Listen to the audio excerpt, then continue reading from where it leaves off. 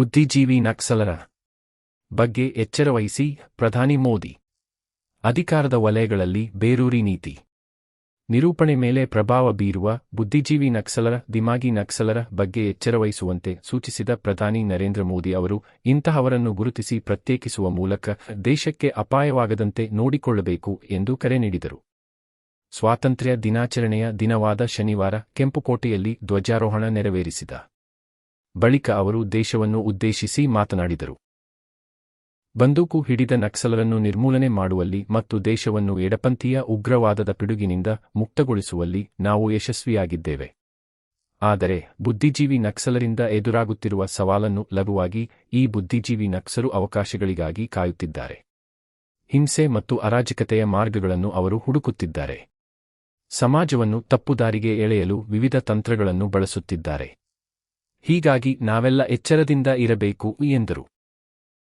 ನಕ್ಸಲಿಸಂ ಅನೇಕ ಯುವ ಜನರ ಜೀವನ ಕಸಿದುಕೊಂಡು ಹಾಳು ಮಾಡಿದೆ ಮತ್ತು ಅವರ ಪೋಷಕರ ಕನಸುಗಳನ್ನು ಛಿದ್ರಗೊಳಿಸಿದೆ ಎಂದ ಅವರು, ಈ ಸಿದ್ಧಾಂತರವು ಭಾರತದ ಬಹುದೊಡ್ಡ ಭಾಗವನ್ನು ಮತ್ತು ಅದರ ಜನಸಂಖ್ಯೆಯ ದೊಡ್ಡ ವರ್ಗವನ್ನು ತನ್ನ ಹಿಡಿತದಲ್ಲಿ ಇಟ್ಟುಕೊಂಡಿತ್ತು ಎಂದು ಅವರು ವಿವರಿಸಿದರು.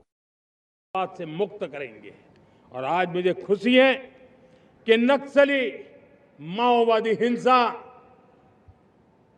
आखिरी सांस भी शायद रहने की अब तो ताकत नहीं रही है.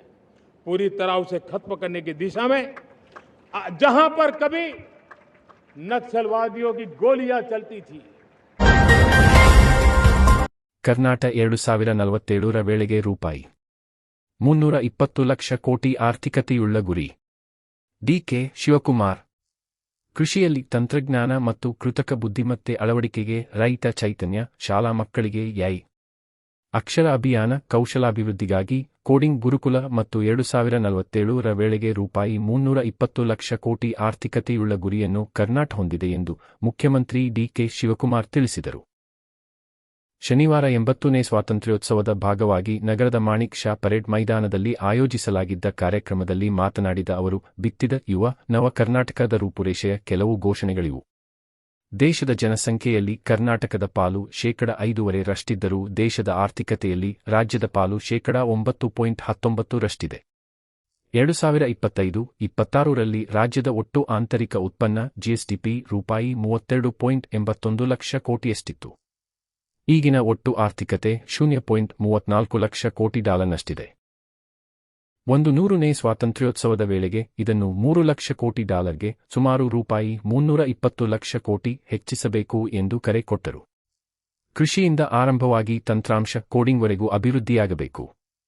ಆಗ ಮಾತ್ರವೇ ರಾಜ್ಯದ ಸಮಗ್ರ ಅಭಿವೃದ್ಧಿ ಸಾಧ್ಯ. ನಾವೆಲ್ಲರೂ ಒಟ್ಟಾಗಿ ಒಂದು ತಂಡವಾಗಿ ದುಡಿದು ನವ ಕರ್ನಾಟಕವನ್ನು ಸಾಕಾರ ಮಾಡಬೇಕು ಎಂದರು. ರೈತರ ಅನುಭವಕ್ಕೆ ಆಧುನಿಕ ತಂತ್ರಜ್ಞಾನವನ್ನು ಮೇಳೈಸಬೇಕು.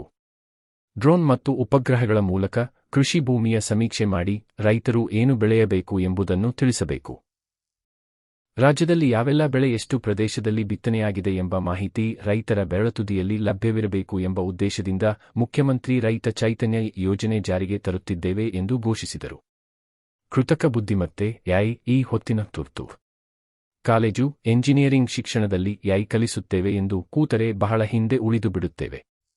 ಹಾಗಾಗದಂತೆ ತಡೆಯುವ ಹೊಣೆ ನಮ್ಮ ಮೇಲಿದೆ. ಹೀಗಾಗಿ ರಾಜ್ಯದ ಶಾಲೆಗಳಲ್ಲಿ 6ನೇ ತರಗತಿಯಿಂದಲೇ ಎಐ ಪಠ್ಯ ಪರಿಚಯಿಸುತ್ತೇವೆ.